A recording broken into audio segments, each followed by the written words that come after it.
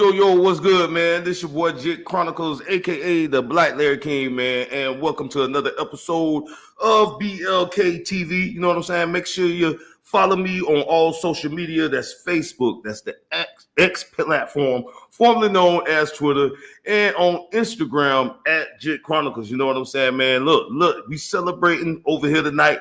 I want to start off by first saying shout outs to my subscribers, all motherfucking 22 of y'all. You understand what I'm saying? We on the road to 50.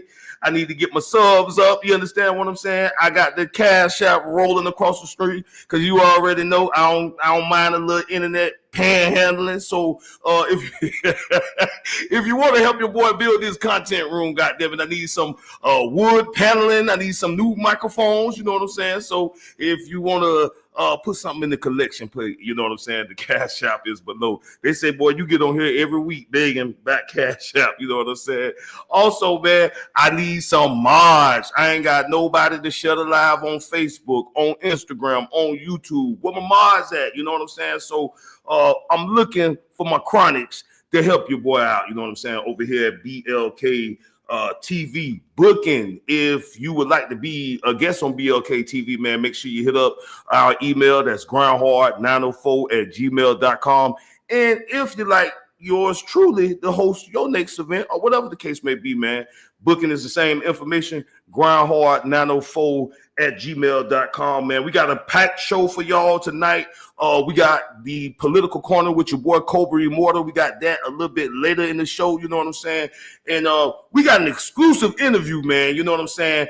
My broski, I worked with him for years on Ground Hard Radio, you know what I'm saying? Entrepreneur, label owner, artist, podcaster, you know what I'm saying? Pedalay the boss.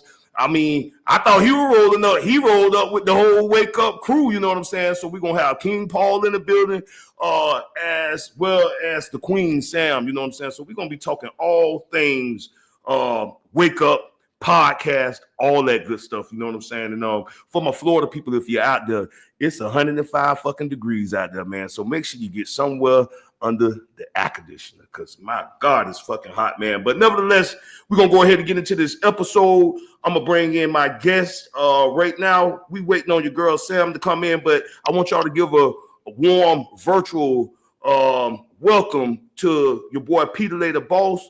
And we also got the main man, King Paul in the building. And fellas, I guess we're going to wait for Sam to get up here. Whenever she come up here, man, we'll chop it up with her. But fellas, how y'all feeling tonight? You know what I'm saying? And welcome to BLK TV.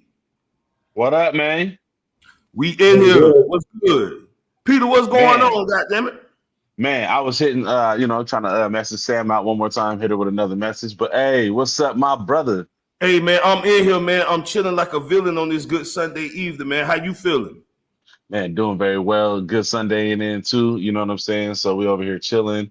Had a long packed weekend and, Sunday activities now. Hey, that's what's up. That's what's up. Y'all fellas drinking on anything? You know, always got the crown. You know what I'm saying? Ready and available. I got to pour you a cup. What's going on, King Paul? You want a cup? What's going on?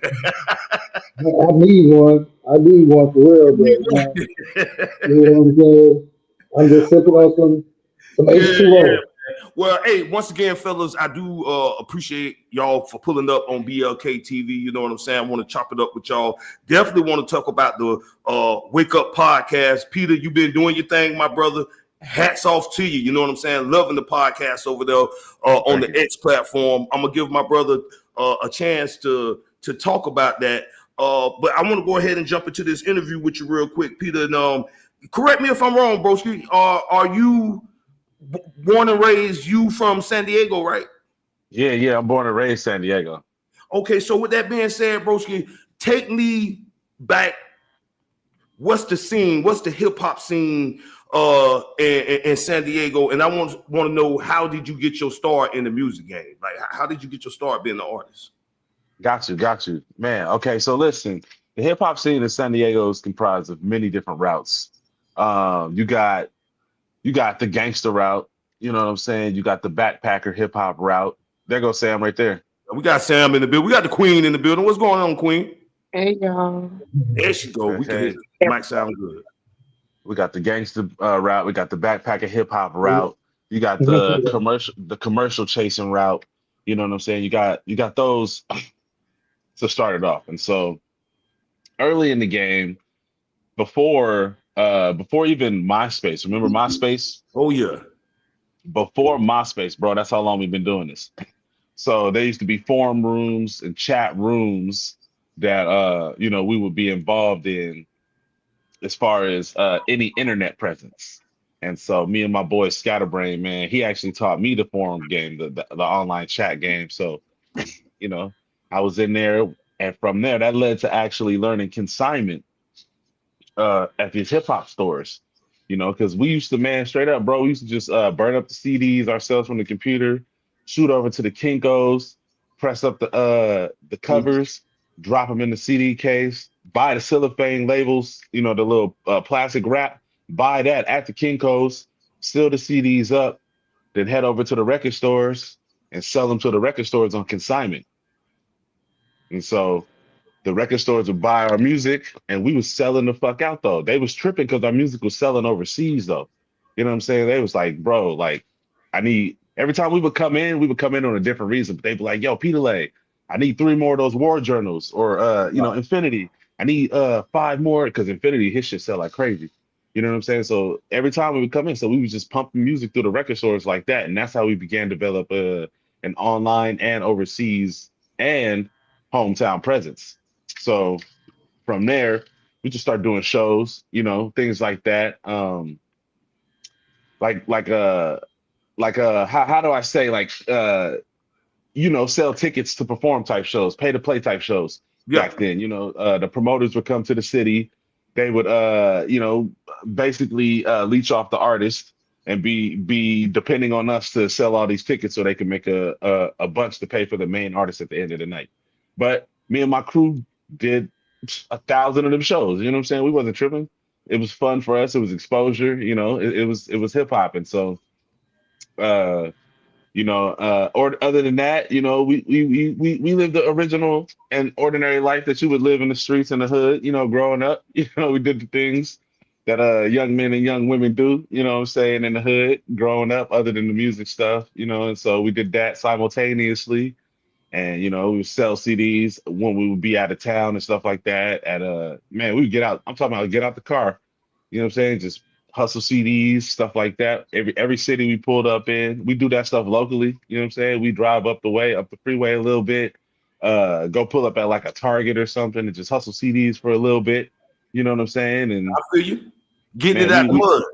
Like a mug, bro, like a mug. You know what I'm saying? Like we did all the above for a very long time before this shit is what it is today. You know what I'm saying? So exactly. That actually is what acclimated to the stripes we have today, and to where, we graduated to doing other shows where real promoters start contacting us. I done rocked with, Too Short, and I done met bro, the list goes on, the people I done rocked with and met, but it's what opened the doors is being able to be bold enough to get out there and just start doing all this stuff.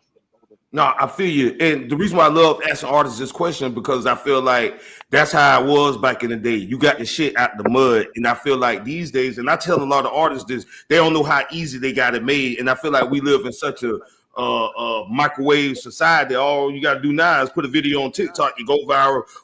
But back in the day, you had to put in that footwork. You know what I'm saying? So I can always appreciate an artist on that. So it brings me to my next question, Pedalay. I want to know who or what inspires you to do music? Like, where do you get some of your inspiration from? Or who influences you to do music? You know what? That's a great question, man, because today, especially, things are different, right? But hip hop in general, music, or life in hip hop and music in general are what the inspiration are.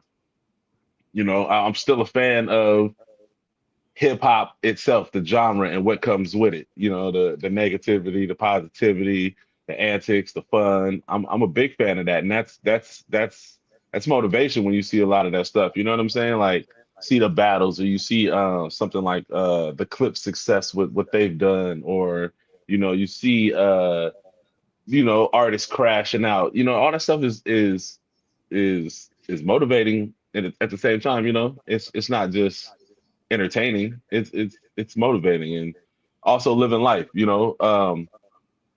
It's it's the lure. It's the lure, man. Once you put your toe in this industry and in this life, it's kind of hard to not do something or be around this or want to pay attention to. You know what I'm saying? Right. It's so addictive, and that could be good or bad, but it's such an addictive uh industry. And so that's motivating too, you know what I'm saying? Because sometimes, you see the big money artists, and you're like, God damn, I want to be just like this big money artist. Or sometimes you see two conscious artists, and you're like, damn, you know what? I want to be just like those guys, man. Mm-hmm. And so it's all motivating because it depends how the message resonates within your soul. You know what I'm saying? Depend Right. from the person saying it to when it hits you. It depends how it hits you. And so, you like I said, you might see a money motivating artist, and it may not be what you think I'm looking at that's motivating me, but something about what he's done or she's done is motivating. You know what I'm saying? And so that's where the motivation comes from. All right, I feel you. So I got a group question for all y'all. Like, how did all y'all link up? Like, Sam and King Paul. Like, are y'all apart? Y'all all apart in the game, in the music game, or was that something separate? Like, how did you guys link up? You want to go first, Paul? I think y'all linked up first. I think your mic is Was off. it that long ago, King Paul? It was that long ago, huh? You said, let me think about it. Well, I know. So, I mean, even with No, we me and can't hear Pete, him. he introduced me to King Paul. And we just met up because I do marketing, music marketing, small business marketing. So I was introduced to Peter. He said he wanted me to be on the smoke break team, and I've tried to see where I can get in since then. And then from there, just a genuine friendship of almost 15 years has been going since then. Now our families intertwined, and we get together and hang out regularly. I stole $1 from him yesterday, and it's all good. Nah, that dollar was going back and forth. You know what I'm saying? That dollar was crazy going back and forth. But yeah, I was just marketing, and so I just wanted to get out there when I was in San Diego and see the artists that were actually making moves, and link up with them. So That's what's up. That's what it is. Mhm. Can y'all hear me? Yeah, Yes, yes, there sir. we go. Now we can hear you, Oh, bro. okay. Yeah. Yeah, that was back in the days, Dago days. You know what I mean? Just growing up in Dago. I'm like the oldest one out of everybody. And these are, you know what I mean, these were the YNs back in the days. They was in the cul-de-sac, you know what I mean? And we just had we had ciphers. Those back in the days when we had ciphers, we just rap, you know what I'm saying? And yeah, that's how we connected, mutual friends and everything like that. And then years down the line, we pick right back up and we doing a show. You know what I mean? That's how it's supposed to be. That's what's up. That's what it is. All right. So, Peter, let me ask you this: do you enjoy being an independent artist? And if the opportunity presented itself, would you sign to a major label? Man, you know what? Yep, I do enjoy being an independent artist, especially when you see exactly how things are panning and turning out when you sign a big money contract. You hear a lot of disheartening stories nowadays, and you hear a lot of distasteful things that occur in the industry due to people signing contracts. And you can blame that on them. You can blame that on the industry. It really depends on how you look at it, right? Because contracts are something to be read first of all before you put your name on it. So man, it's not like the industry is just butt naked raw dogging you. They're giving you an opportunity before you put your name on that paper to go over this and understand these terms. And so that leads me to the finishing part of what the question. And like I said, it depends what the situation is all the way, but I'm prepared is the answer. If somebody came at me with a contract, I'm prepared to go over it properly, negotiate if necessary. Like I can't be one of these people who just see the money. Like I just saw, what's his name? Asho Speed signed what did he say, a $600 million contract with Oh wow! TikTok, was it? Or Twitch, somebody, and only thing occurred that was like I think this morning I read that, and that only thing I could think about was like, dang man, I can only imagine what he has to do to receive his end of the contract. You know what I'm saying? Like, because No doubt.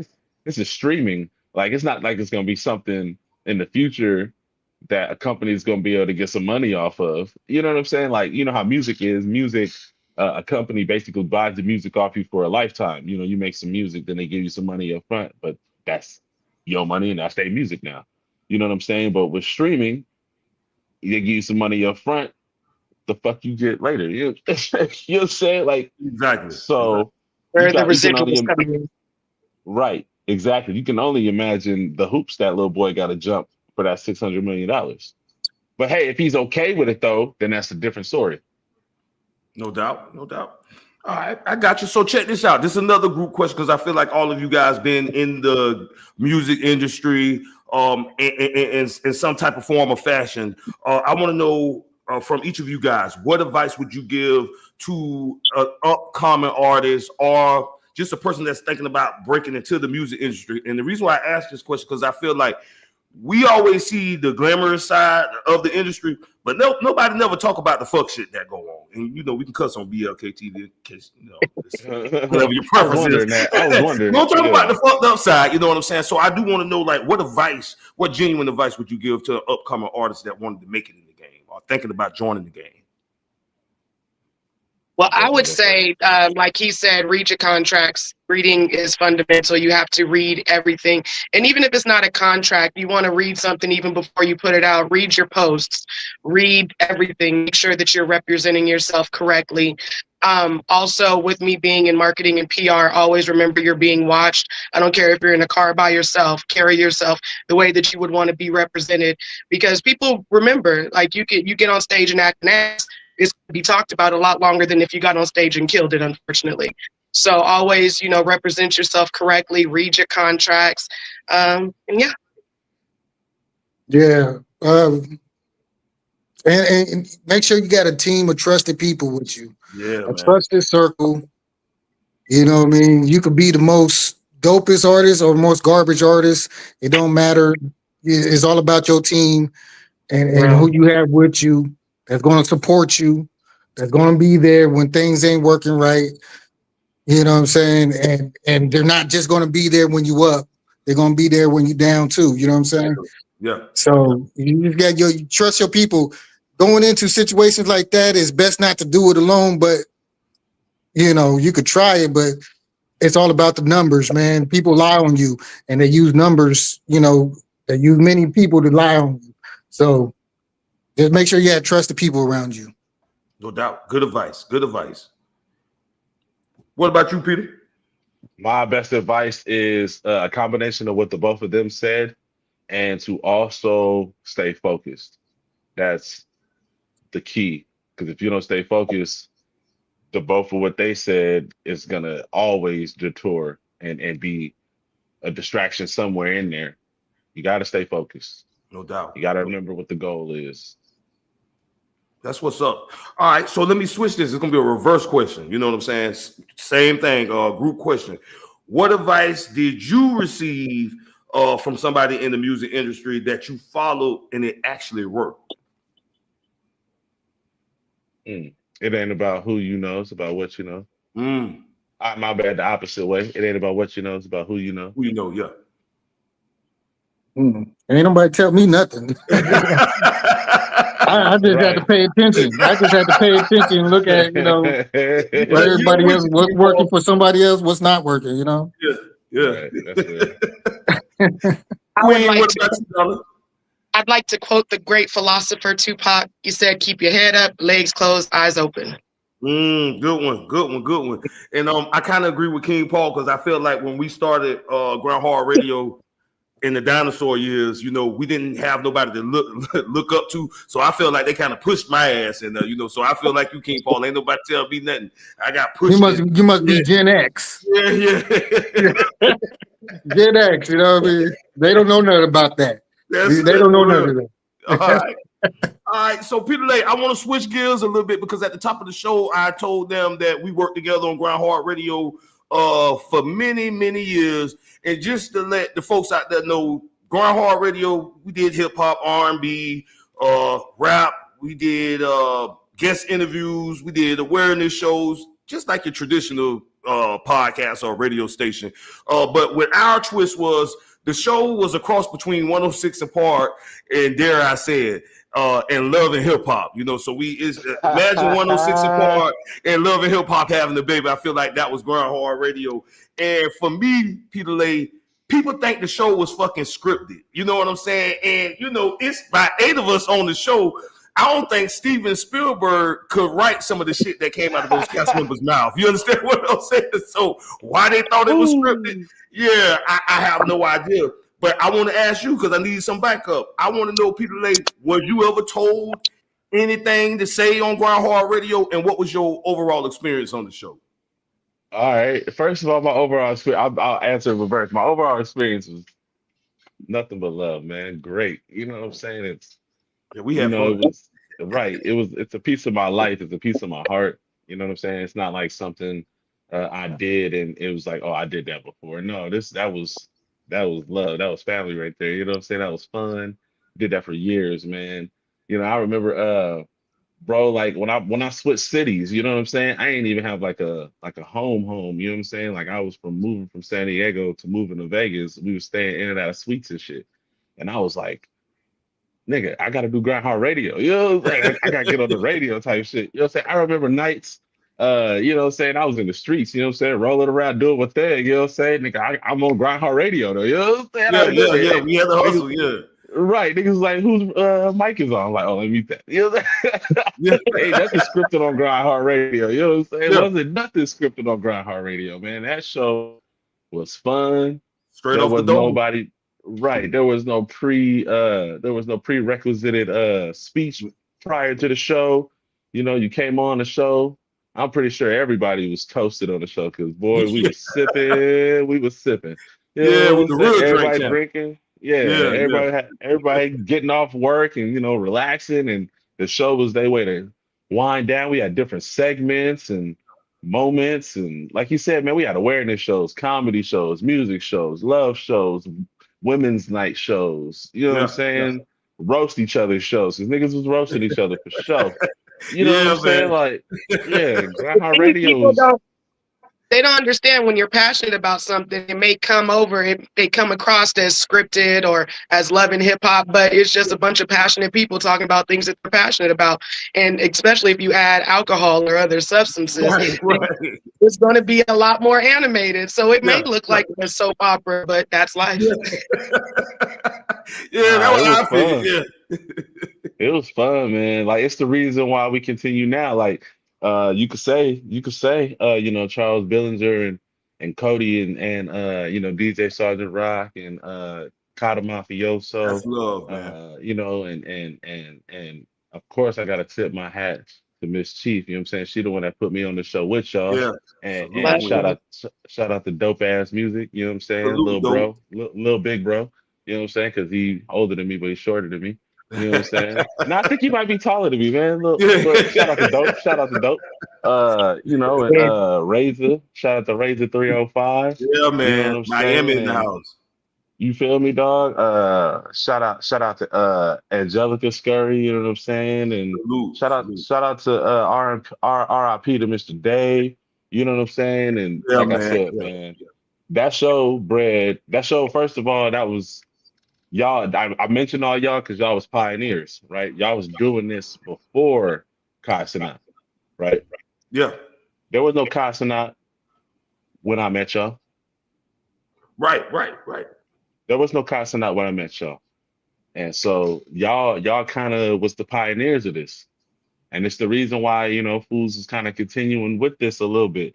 You know what I'm saying? Like I'm not a podcaster, but, I got a podcast team, and I got people who got visions and want to view.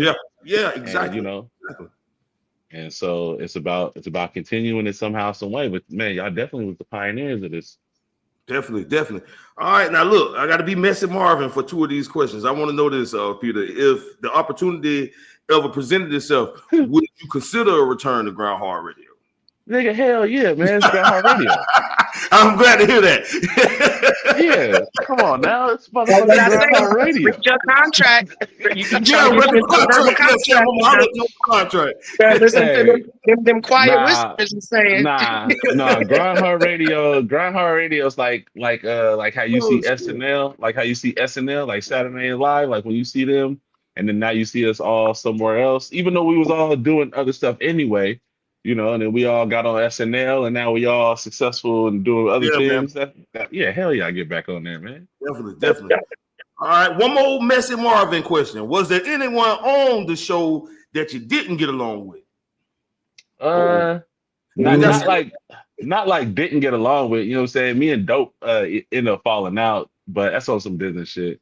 You know what I'm saying? And it ain't no hatred for my brother. It's just on some gotta do better business, you know what I'm saying? That's all. I feel you. Communication is the key. Yeah. I feel you. That's real because I ain't get along with no fucking body, So no, I'm just joking. No, you still but as far as like actually not getting along with, hell no, man. You know what I'm saying? Like no, it was always a vibe. Yeah. Like there was definitely like never no beef on there, man. Like but no, that's the only situation for me. You know what I'm saying? Whereas, but that happens though. You can't do business with everybody. Yeah. Sometimes what's fun can't be brought over to the money side. Yeah, and even though we made money, I'm not saying we didn't make money together. That wasn't the problem. We definitely made money together, and so that wasn't the problem. The problem was just like I said, communication. Yeah, I feel you. All right, I'm gonna wrap these Messy Marvin questions up. We're gonna keep it moving. Now, we're gonna take it back to the group, man, because I got some wake up questions for y'all. You know what I'm saying? Well, you say I look at it as a podcast. You know what I'm saying? Wake up.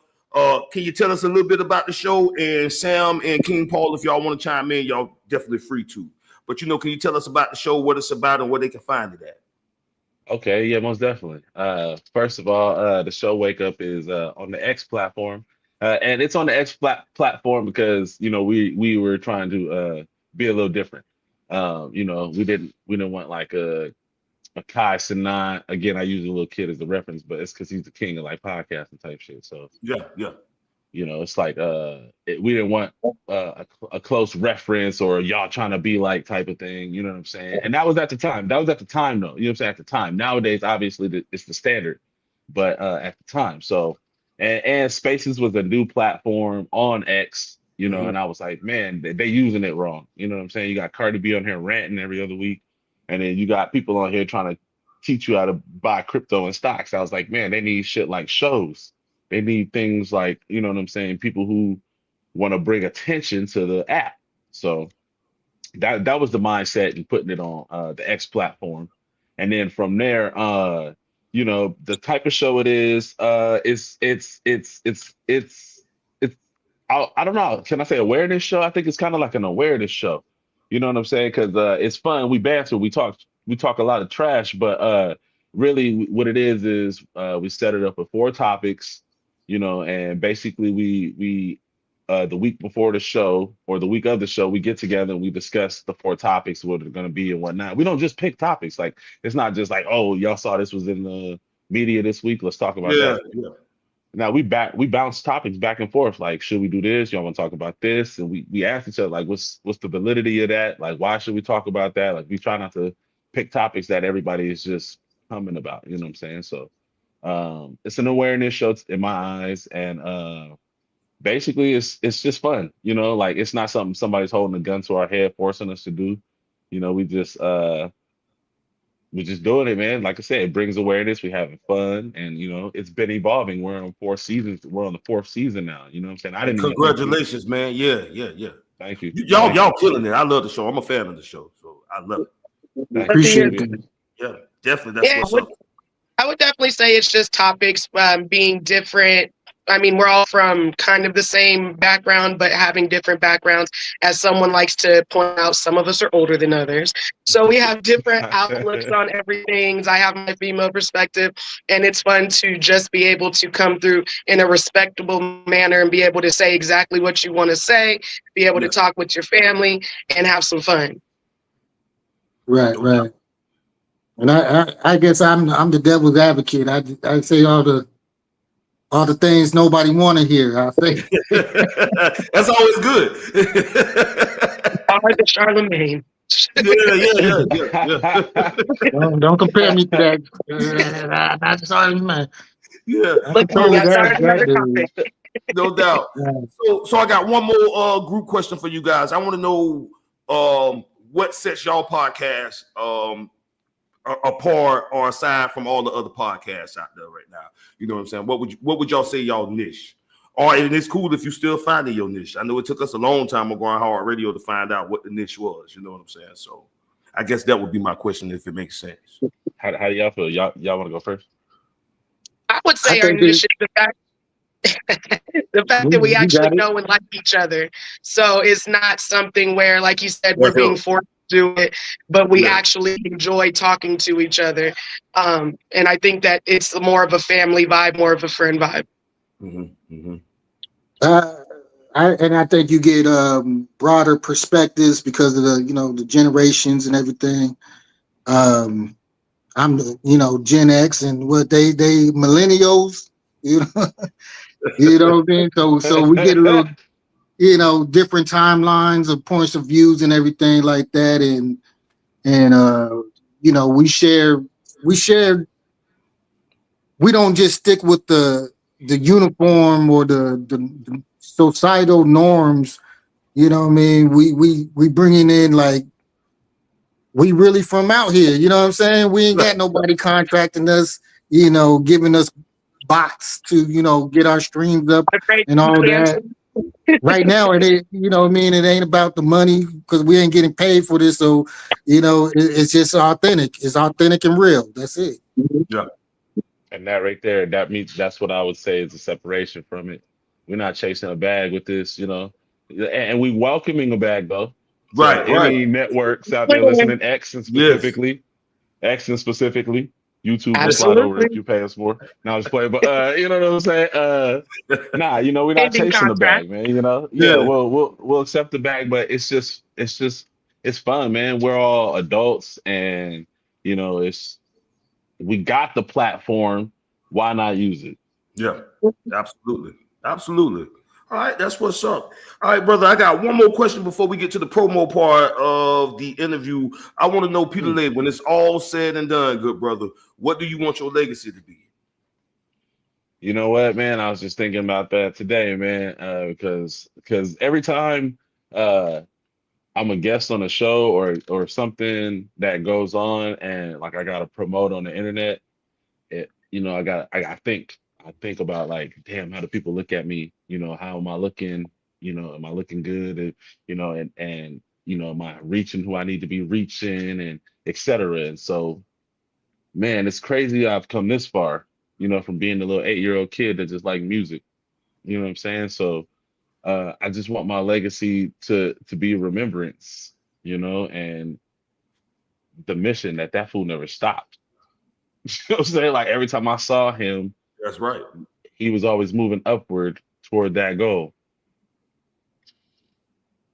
No doubt. No doubt. That's what's up. That's real. That's what it is. All right, my good brother. I want to know, is there any place or websites so folks can go and check you out in case they want to listen to your music, in case they want to work with you, might want to book and be a guest on the podcast, Wake Up, you know what I'm saying? Where can we find you on social media? Pedalay, this is the part where you get all your plugs out there, your promo out there, you know what I'm saying? Yeah, get it in there. Heck yeah. Hey, really, it's Pedalay the Boss on everything.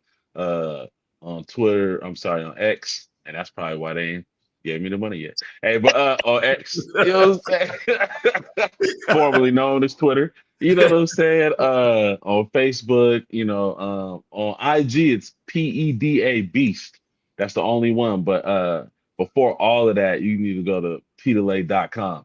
That's where you need to go first. You know what I'm saying? Smokebreakrecords.com, goodneighbor.com. These are all the entities that are ours. You know what I'm saying? We're talking about black-owned business, and I feel like we don't stress. I feel like we don't stress that enough, right? When we talk about black-owned business, or I feel like honestly, I don't get enough dap from the people who play the position of opposition in my life. You know what I'm saying? For that, you know what I'm saying? Because you need to recognize that those three entities are alone, the three businesses. You know what I'm saying? Those are 3 assets that I have under my belt, under Good Neighbor LLC, which is a company that we also have. You know what I'm saying? And so we actually are building the proper way. And every time we speak, we're speaking to teach and encourage and inspire. You know what I'm saying? Everybody always wanna put they handle, right? They X / or they IG / no, man. Pedalay.com first. Smallbrainrecords.com first. Goodneighbor.com first. Because these are Black-owned businesses. No, It's that's almost right. like you hang out with somebody that does marketing. It's crazy. You feel me? The Good Neighbor. And Sam and King Paul, if y'all want to get y'all plugs out there, you know, whatever the folks can follow y'all at, y'all feel free to do so as well. Go ahead, artist. King Paul for the music, you know, on IG and all that, for the music, IG, YouTube. For my artist, for my drawings, like I draw, I do like comic books and everything like that. Steve Paul Creations. That's where you're gonna find my biggest accounts is Steve Paul Creations. You could Google it. Steve Paul Creations. Steve, let me be like Dr. Umar. Steve Paul Creations. Steve Paul Creations. Steve Paul Creations. You know what I'm saying? But and then lastly, you know what I mean, it is always, man, fuck the police. You know what I mean? Yeah. I like this guy. Yeah, okay. I like it. Okay. Absolutely. What about you, Queen? Well, no. I'm just Samantha Rennell on all platforms. Samantha Rennell on just that. And yeah, find me. Let's talk. That's what's up. Some talented, incredible, intelligent people. You know what I'm saying? Pedalay, we got that track. We got that hyena. I want you to introduce that before you get up out of here. But before, broski, I want to know, do you got any last words or shout outs you want to throw out there to your people or to your supporters? You know what? Thank you, Samantha. Thank you to King Paul for riding with me on this wake up thing. You know, and that's why, you know, it'd be left field, but every time I get an interview or something like that I feel could benefit us all. That's why I invite y'all. I know they don't be expecting it, but y'all my team, man. That's why we I ride. enjoyed it, man. So I appreciate y'all. I want to say that, and then make sure you go check out anything that Steve Paul Creations. Now, you feel me? Steve Paul Creations makes. You feel me? For real, man. On everything I love, man. That's what's up. And when does a new season start? Wake up. Are y'all already? No, we're working on it right now, actually. Season 4, you know, we wanted to come back around the 4th of July, but then it wasn't the time, you know what I'm saying? And then so we're working on it right now.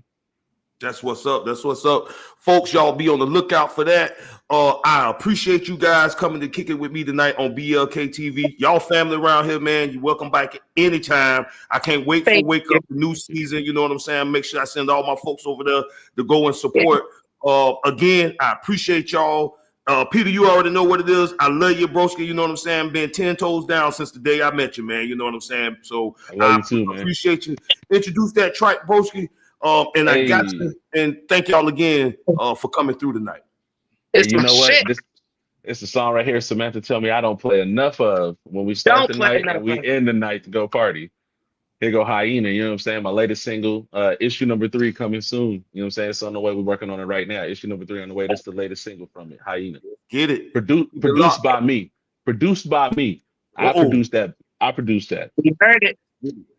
Keep it locked to BLK TV. When we come back, we got the political corner with your boy Cobra Immortal. Yeah. You know, listen, I don't give a fuck about. Listen, look, I don't give a fuck about you rap niggas, and I don't give a fuck about none of that. Busting all these bars at you whack niggas, you might as well go and get in front of that. If this was the Serengeti, I'm a hyena. I eat a nigga face, homie, I mean it. Got your baby mama texting me, but I don't read it. It's hip hop all day, just like my Adidas. All I need is 2 senoritas to come and kick it like a fetus. Now they swallowing Peters. Diabolical genius, I got the antidote. Nigga, and I'm dope. And I can see it in your eyes, homeboy, you need it. But you ain't get the memo yet, look, it's goat. about time. That's why you shady ass niggas don't get no shine. No kind of grind in your coffee pot. Yo, I'm awfully hot, and it's not gonna stop. My wave like a tsunami, head for high ground. You on the internet lying, it's time to quiet down. All my niggas is ready, so you can try it now. Look, you talking to Freddie, it's time to lie down. Yeah, I said you talking to Freddie, it's time to, and you know, I don't give a fuck about none of that. Nah, I don't give a fuck about none of that. Look, I don't give a fuck about you rap niggas, and I don't give a fuck about a hoe either. Nigga, I don't give a fuck about none of that. Nah, I don't give a fuck about none of that. Look, I don't give a fuck about your hoe, dog. If you love her, look, I'm telling you to hoe, dog. I can show you how I go, in my city, I'm the motherfucking goat, If you want it, come and get it then. I break your ass off a piece like a dividend. Since I'm the beast, then that makes you the dinner then. Boy, you sugar cinnamon, and I'm finna win. Get the memo yet? Look, I'm going in. When you see the SB, yeah, you know it's him. Especially if the wings got the golden trim. Smoking rosebuds, got the dro in the wind. If you beefing, no problem. See, I came to Lombada. Lead your sheep to the slaughter from SD to Nevada. We the crease from the bottom, so we eat when we gotta. We don't plead to your honor. Man, it's Pedalay Dama. Yeah, you know, nigga, I don't give a fuck about none of that. Nigga, I don't give a fuck about none of that. Listen, I don't give a fuck about you rap niggas. I don't give a fuck about a hoe either. Nigga, I don't give a fuck about none of that. Nah, I don't give a fuck about none of that. I don't give a fuck about you rap niggas, and I don't give a fuck about a hoe either. Nigga, I don't give a fuck about none of that. Nah, I don't give a fuck about none of that. Nah. You know.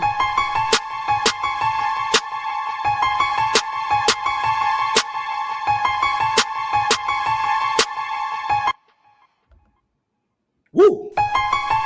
Ready to run back. Yeah. All right, man. It's the BLKTV, goddamn it. Black Larry King, Jit Chronicles, man. Make sure you subscribe. I ain't see nobody hit that motherfucking cash app yet. Didn't I tell you I need some wood paneling? And better yet, you ain't got no goddamn money for the cash app. Send me some Home Depot cards and some of those cards. I go buy the wood paneling myself. You know what I'm saying? But right now, we're about to get into the political corner with your boy, Cobra Immortal. Cobra, you see me dry begging. Send me a Home Depot card, goddammit. That's why I'm over here cracking up, Black. Yeah. Cole, how you doing tonight, brother? Welcome to the show, man. Yo, what's poppin'? G, it's your boy Cobra Immortal. Yay, vroom, Black Larry King. Let's get it. Thing, man. Yeah, man, we in here, and I want to let the folks know too, man. We're going to start a new thing. I think it's only one more episode of this season, the BLKTV. And Cobra, I'm glad you're here because I'm trying to do a Ground Hard radio reunion like in 2 weeks or something like that. But I did want to let the folks know, man. We still got to talk some business, but I would love to have you. We're going to be having a political corner segment with your boy CI. So you're going to be seeing him around over here on BLKTV. But bro, we're going to jump right on to this political corner, man. And what we talking about tonight, Cole? I'm ready. Let's talk these politics. You know what, brother Black Larry King, we're gonna discuss the Epstein files, and we're gonna also discuss the pillars of authoritarianism. Let's do it. Which one you want? How we gonna hit it first? What you gonna hit us with first? Okay, Black Larry King, we'll start off with the Epstein files. No doubt. All right, hey, I'm gonna let you do your goddamn thing, but I know who on them files, Trump. But go ahead though. Go ahead, Cole. I'm gonna let you have it. It's your segment. Go ahead. Oh, okay. You know, Black Larry King. You know, it's interesting because when back in 2003, I believe, you know, because I was looking at an interview with this guy that I follow on social media. He's from out of Las Vegas, and he is anti-MAGA. He's anti-Trump, and he had his brother Mark Epstein on the show, and he asked Mark, "Do you think that your brother was murdered?" And a lot of us was thinking, including myself, that uh, Epstein did not commit suicide. Somebody killed him Mm-hmm. because the way that it started. Now all of this is stemming from your boy Trump. He's in there. Okay, so when I think it was back in 2017 when Trump first came into office, shortly after that, Jeffrey Epstein went to jail. Okay, now when Epstein went to jail, um, he was in there for like a week or 2 weeks, and then somebody went in there and they beat the hell out of this guy. Yeah. All of his eyes were black, his skin was all messed up. And then at that time, the acting attorney general, Bill Barr, with the Trump administration, went to that New York State correctional facility and actually visited Jeffrey Epstein. And I think, on my own speculation, that he told him, hey, man, we get ready to get you on up out of here. Because Epstein was about to release all the information on Trump and all these other powerful people. They end up killing Epstein. And when they killed him, they confiscated all of the video footage from the cell. But this one guy, I can't think of the term, well, they determined the cause of death with these people. This one man basically, he got on, I think it was on Don Lemon's show a few years ago. He basically told him, after our analysis, Mr. Epstein did not kill himself. It was a homicide. Okay. So all the finger pointing went to Trump, because think about it, brother Jit. He was in jail when Trump was in office. They charged him and they ended up killing him while he was still in office. Okay. So, excuse me. So fast forward. Now we're in present day 2025. The voices of the grave, brother Jit. This is going to be the biggest thing that's going to plague Trump's presidency. So what they did was, the Attorney General Pam Bondi basically came out and said, yeah, we got the list. We have the list. Okay. And all of the MAGA Republicans are saying, okay, let's see this list. Then all of a sudden, there's no list. So now the Department of Justice is asking the judge to release the grand jury testimony and evidence citing public interest. So what that means is, if they was to do that, and so all they're going to do is, once the Department of Justice gets it, all they're going to do is redact. They're going to redact all Trump's names in there. And basically what he's saying, yeah, release, meaning Trump, yeah, release the Epstein files as long as it's credible. As long as it's credible, you can release it. So basically what that means is, they want to get the files, they want to get the testimony, they want to redact all the information to keep Trump's name out of it, but release the so-called list, because they think that it's a bunch of Democrats on that list. But see, what this is going to bite them in the ass, because whenever they release that list, Trump's name is all over it. A lot of his cronies is all on it too. A lot of these powerful people. And if you think about it, all the people, okay, so you got the Epstein case that's going on, and you got the Diddy case. All of these people are all part of the same gang. All the people that's affiliated with Diddy is the same people that's affiliated with Epstein. So they want to release the Epstein files, and knowing that Trump is on there. So what's going to happen when they find out he's on there? Because it's causing a rift between MAGA Republicans and the Trump administration, because the MAGA Republicans, they want to know who's on that list. Right. So they're hoping that it's all Democrats on that list, but it's not. It's all of his people on there. I mean, and then you look at Ghislaine Maxwell, for example. Ghislaine Maxwell is the madam that was working with Epstein and Trump to recruit these little young women that's in there. A lot of these young women now are old enough, and they're telling their side of the story. They got all kind of documentation.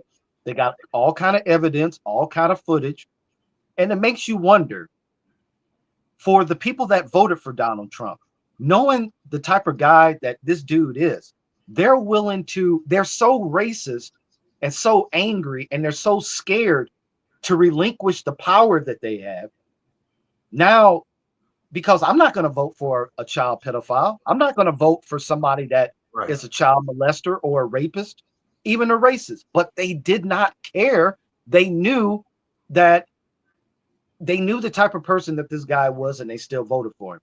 And then hence also too, I was looking at this thing where they have found out that Vice President Kamala Harris actually won the election.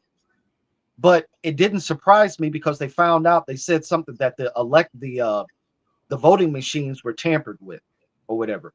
So, but Elon Musk was in the picture. But back then, when Trump first got elected, Russia helped him hack into the election to win the election. Mhm. So with the whole Epstein thing, this is going to destroy a lot of powerful people is going to be brought down off of this, and it's going to plague his presidency until he gets out of office. And then another interesting thing too, now all of a sudden the doctors are coming out and saying, yeah, he's been diagnosed with this Yeah. this type of illness, right, brother Jit? Yeah, yeah, I saw that. Yeah. Okay, so all of that is a diversion and a distraction and a ploy to get you distracted from the Epstein case. So now they'll try to say, oh, well, he's got dementia, he's not with it. But see, but as bad as it is, the MAGA Republicans in Congress, they won't vote to impeach him. They're going to let him stay in there, all because they're afraid that the black people, Democrats, liberals, poor people, all these people that they hate, they're afraid that we're going to take something from them. So that's the reason why they want to stay in power. Despite of all the evidence that's coming out with this whole Epstein thing, it's still not enough to remove him from office. I mean, in 2026, it is essential that the Democrats win the election. So I talked to a homeboy about that. We were talking about the Epstein case, but I said there's two factors. If the Dems don't win the election in 2026, you might as well forget it. They will have MAGA Republicans will have full control over all the branches of government. But my advice to the Dems is you have to allow your party to lean all the way to the left. So coming up, my mom and dad were actively involved in politics. They never voted Republican. Never, never, never. So then when our generation comes, I'm more of a progressive. I'm more of wanting things done because it's a statistic. If you're born between 1971 and 1979, more than likely, brother Jit, that's our generation. More than likely, we're progressive. We want to get things done. We want to hold our leaders accountable, no matter who they are. But getting back to Epstein, the reason why that all this stuff is happening is because for centuries and for decades, the rich and the powerful has been able to get away with all the corruptive, illegal stuff, and they've had their rich, powerful cronies protect them. But see, now, since everything is out in the open and the American people are waking up, this is going to be the thing that's going to destroy his presidency. And then probably what will happen is if the heat is on too much, they'll go back and they say, yeah, well, Trump's not mentally, he's not there. He's not there physically. They'll try to get him out of office, citing that he has medical issues. And then they'll put JD Vance in there as the president. But they're going to use his Trump's medical issues that all of a sudden just magically came out of nowhere. Yeah. They were all on Biden. Oh, well, Biden's slow. He's falling down. He's got a stutter. Cognitively, he's declining. Okay, y'all was so much on him wanting to get out of there. What are y'all going to do with this, knowing that there's this scandal that he has on him? And like I said before, and I'll say it again, this is the thing that is going to destroy his presidency. And then all you got to do is look on social media. There's more footage that's coming out, more photographs with him and these young girls coming out, and he's really a sick bastard. He's really a sick bastard. I agree. And there's no way that he even should be even in office. But I'm curious to see who's all on this quote unquote list. But also, they have the flight logs. They can tell who was on those planes from the 90s all the way until the day that Jeffrey Epstein died. But Ghislaine Maxwell, she told the Congress and the FBI, I'm willing to give you all the information I need for immunity. So this lady is going to be, if she's able to testify, me and my buddy was talking about this, probably in about another 3 or 4 weeks, maybe even another month or so, that lady will probably disappear. Trump, the type of person, end up having her killed, just like he had Epstein killed because he doesn't want his secrets to come out. No doubt. No doubt. And Cole, what's the next topic? And because I want the way you pronounce it. First I want you to tell them what it means. You said authoritarian. What is it? Authoritarianism. Yes. Can you explain to folks what that means first before we get into it? Okay, so authoritarianism is something that all dictators in history has done. You look at Adolf Hitler, you look at Mao Zedong, you look at Idi Amin, you look at Benito Mussolini, you look at Joseph Stalin. And I call it the pillars of authoritarianism. So what that means is, first off, I'll talk about the fear of educated people. So what authoritarians do is they're afraid of people that are quote unquote woke, that knows what's going on. Because if you look back at history, and even in today's time, the Republican or the MAGA Republicans, they don't have a policy that they run on. Even Trump, all he did was run on build that wall or the border and all this stuff like that. It wasn't like, hey, I'm gonna make sure that the schools have better lunch programs. I'm gonna make sure that Social Security and your 401ks are intact. I'm gonna make sure that your Medicaid or your Medicare is intact. The Republican Party, they don't have a message. They don't have any public policies that they run on. So the only way that they can win is through fear and hate. You get the people riled up, tell them like, yeah, the black people, the Democrats, they're coming for your guns, they're coming for your jobs. So you get them riled up, and then the fear becomes the hate. And this is a playbook that was taken out of people like Adolf Hitler, because all you have to do is look at Trump, and Trump is following the same blueprint just like Adolf Hitler. So he's fear of educated people because they don't want you to know what's going on. They want the powers that be want you to allow the powers that be to think for you, to act for you, to talk for you, right? So that's the reason why they're fear of the educated people. Number two is they want to rewrite history. This is another playbook that authoritarians do. They're doing it right now. For example, they're doing it in music right now. Okay, so black people created R&B, country, classical, reggaeton. Let's rap, talk about it. Hip-hop, right? So we created all of that. But so they want to rewrite the history. They want to make sure that all the people that created it was white. They don't want it to be black. Like I said, me and this dude went back and forth. He was like, no, bro, he's not the real king of rock and roll. I said, no, Chuck Berry, which is born right up the road from me, is the original king of rock and roll. He's the original king of rock and roll. And the only reason why they want to discredit his legacy, meaning Chuck Berry, is because Chuck Berry, he liked his snow bunnies. You know what I'm saying? That's the reason why they wanted to tarnish his legacy, because he had an infatuation or a thing for white women, right?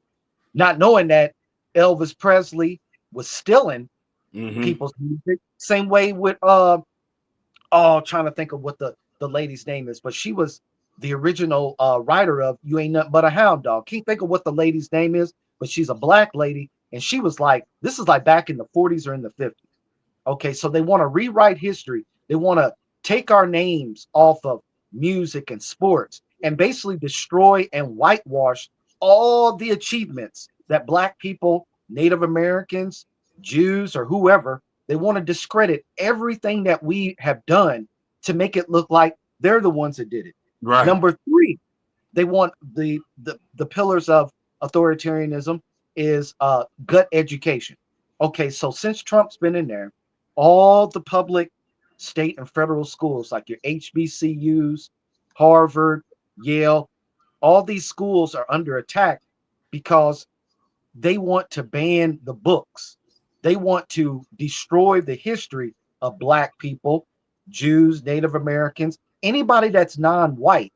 They want to discredit and destroy the history. So you got the education, meaning that the schools like Harvard and all them, they're not going to be able to have the funding for the kids to go to school to learn about this history. Like, I'm even mad that even coming up, because I went to a desegregated public high school. There wasn't that many black people that was there. But I was angry the fact that years later, I didn't know about Black Wall Street in Tulsa, Oklahoma. I didn't know nothing about that because they never told us anything about that. And I'm mad because I feel like they didn't tell us because they didn't want us to know who we really are. They did not want us to know where we come from. It's been a statistic. Black people have been in America for 500 or 600 years, way before anybody else even came over here. That is a proven fact. And many archaeologists and scientists all around the world, they always debunking the theory that no, black people wasn't here first. We were here first. Black Hebrews were here first. You know what I'm saying? So they want to get rid of the education. They want to cut the funds for National Public Radio and PBS, Public Broad Station. Yeah, Public I heard. Broadcasting Station. Yeah. Because the MAGA Republicans are angry because you and I, brother Jip, we grew up watching Sesame Street. Yeah. Okay. The Guess letter what's people. up? Yeah. Letter people. That all of that is about diversity. It when you look at Sesame Street, they had all walks of life on there, all kind of different people from around the world.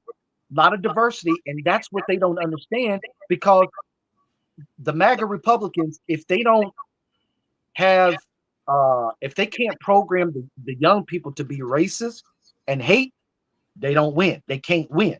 So that's the reason why they want to gut the education, because they don't want the people to know about the history. Number 4, they want to dismantle science. That's another ploy of authoritarianism. What they do is they want to debunk, because Trump, he'll tell you that, I heard windmills cause cancer and all this old crazy stuff like that. Like, that has not been scientifically proven. They want to get rid of natural remedies, like to cure certain diseases like cancer, or to at least contain it. So they want to debunk science. They don't want to tell the next generation, hey, there's another universe out there. They don't want to tell the next generation of people, hey, there were pyramids in the Middle East. There's all of these things that the early settlers, black people, and everybody else that created and built. So they want to debunk science. They don't want to believe in it. They don't want to believe in climate change. We've had over in Missouri, we've had over 40 tornadoes. And our yearly average for this time of year is only 17 tornadoes. We've had over 40. We've also had record number of rain from March, April, May. It's if you look at in Texas, what happened with in Florida, Texas, you look at what all the flooding, you look at what's happening on the East Coast. They want to debunk all the theory that climate change is actually real. I truly believe that they have the power up in the sky, up in space, where they can manipulate and do things with the weather too. I always thought about that. The other thing that they want to do is they want to suppress the media. This is exactly what authoritarians do.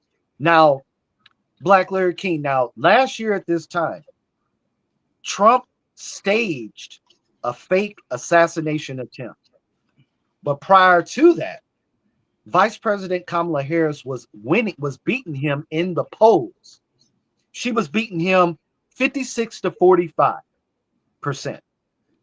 But ever since that happened, and this is what authoritarian dictators do. What they do is they stage these fake assassination attempts to get people to feel sorry for them, to gain sympathy, to gain empathy, to consolidate emergency powers. That's what they do. And then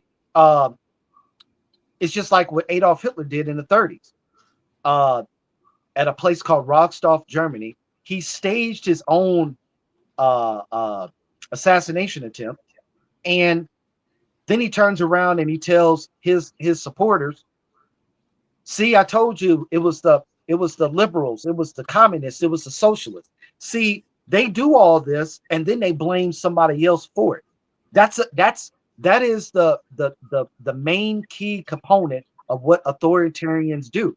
Trump can go on TV right now and say, I'm going to do this or whatever. Then the next day you ask him, well, what did you mean by yesterday? What you say yesterday? Oh, I didn't say that. See, all of them do that. They all lie. They want to deflect.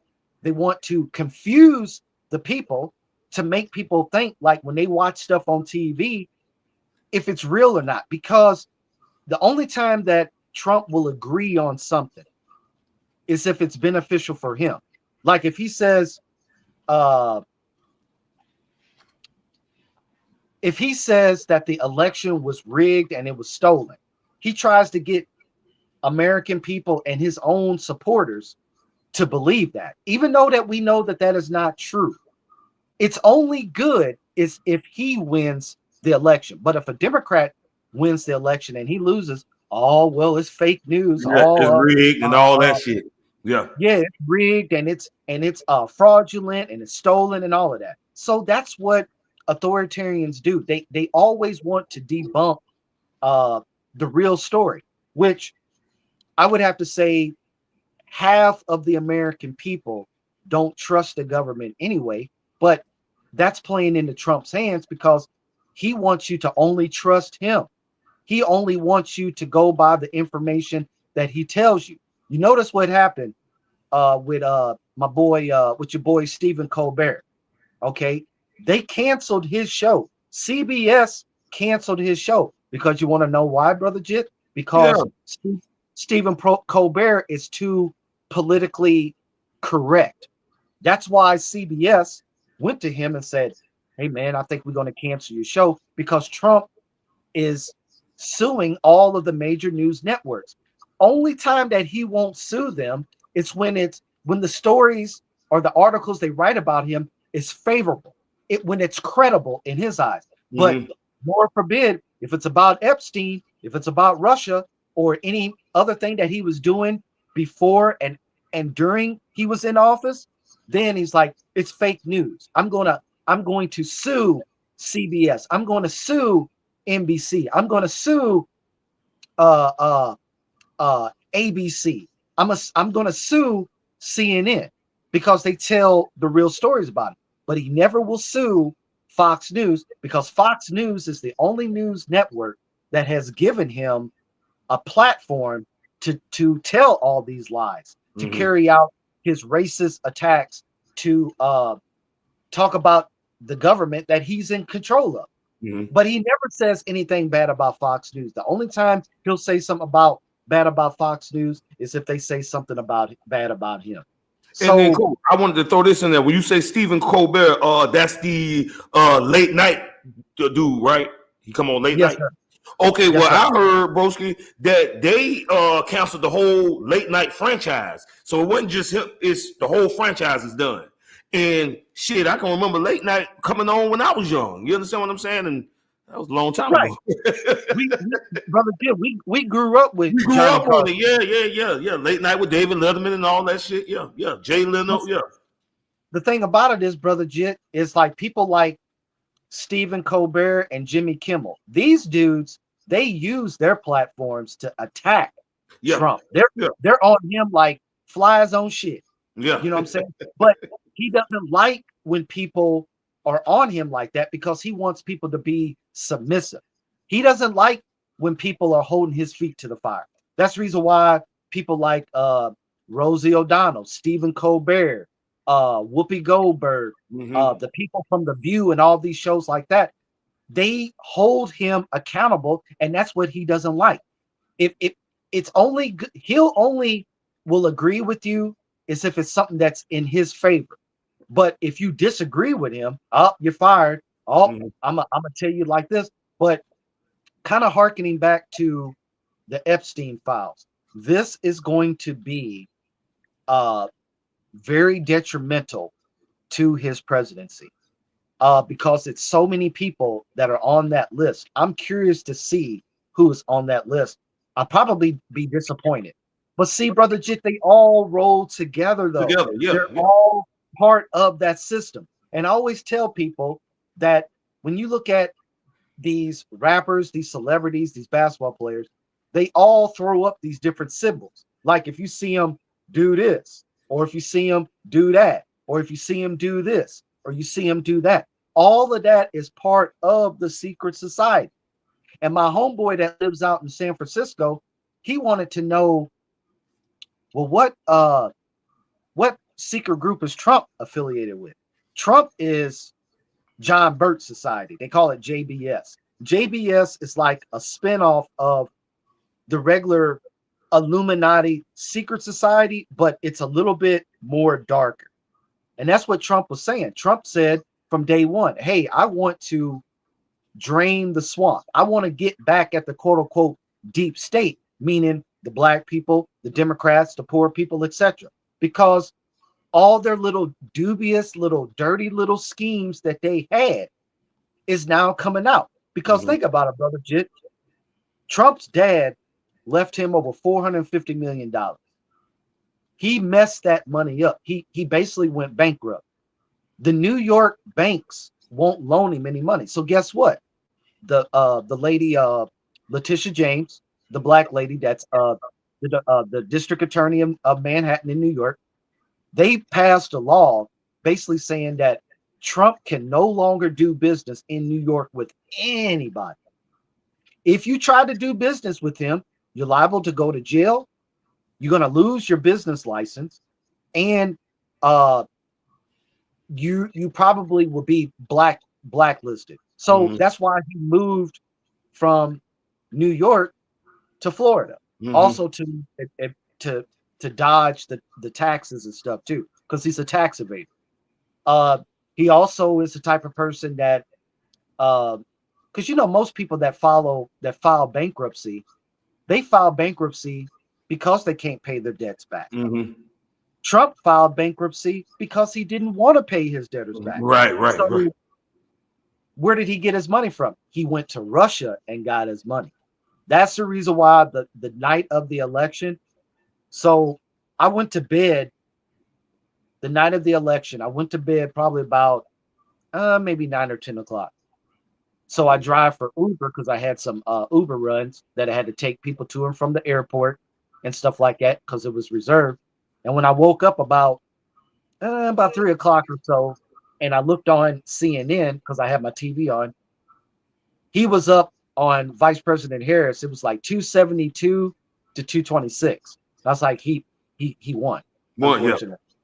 So now the question is, along with the Epstein files and along with the authoritarianism, we're only a few more steps away from them from actually having absolute power.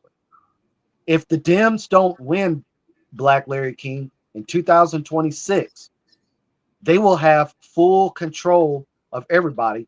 And also throwing in with this pillars of authoritarianism, last time that we talked a few weeks ago, when I was on your show, we was talking about the ICE raids and what they were doing. Mm-hmm. The ICE raids is still going on, but the American people are fighting back. The ICE raids are going to these farms, these where they do all the crops, where they milk the cows, they do all the chickens and stuff. So ICE agents is going there and arresting these people. But see, what happens with that, anytime you quote unquote arrest a legal immigrant and deport them, you're destroying the economy, because those people are doing the jobs that the average American person won't do. It's going to taint the economy. It's going to destroy the economy. So that's also part of authoritarianism too, because what you do is you kill the image of the person first, just like Adolf Hitler did with the Jews. You kill the image of the person first. Then when you actually kill the person, it validates why those people why the world would be better off without those people. And I saw a thing, it was about the Holocaust. I saw this thing, and they were in Auschwitz.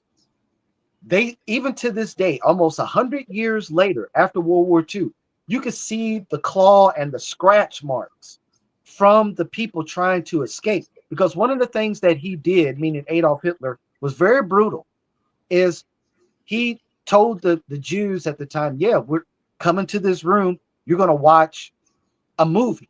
They act like they were going to watch a movie in the theater. Man, he turned on that gas and killed everybody in there. Wow. He had hot water, gas, all kind of stuff. I mean, he did some really brutal things. I mean, the world hasn't really recovered from that, because the two things that basically has destroyed the world.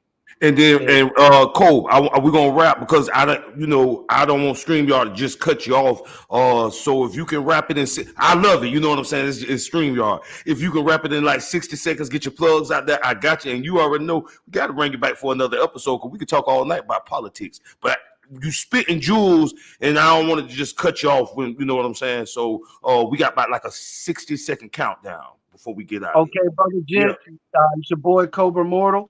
Yay, vroom. Want to send a shout out to Black Larry King. Thank you, sir, for having me. Shout out to man. I love this. Grind Hard Radio. Shout out to Pedalay the boss, your guest that you had on there, all the people that you had. Shout out to my Crystal City family, my St. Louis family. Shout out to my boy Harry D. Mangler, C. Roos, my cousin Bird, brother Wayne Parchman, my cousin Hank. Shout out to everybody out there, man. Make sure you check out my album, Critically Acclaimed, which is available right now. Inbox me for your copy today. And man, I look forward to doing this political ticker again. Man. It's coming, man. More with Cobra Immortal and the political corner right here on BLKTV. I'm your boy Jit Chronicles, man. Thank y'all for tuning in to another fire episode of BLKTV. Yeah. Almost there. You know what it be, man. It's your boy C.I. Yeah. Man, I'm locked and loaded. Man, I ain't even worried about y'all, man. You know who I am. Man, it's critical for y'all. Man, y'all looking pitiful. Tell them, big dog, what we gonna do? I am the one who knocks.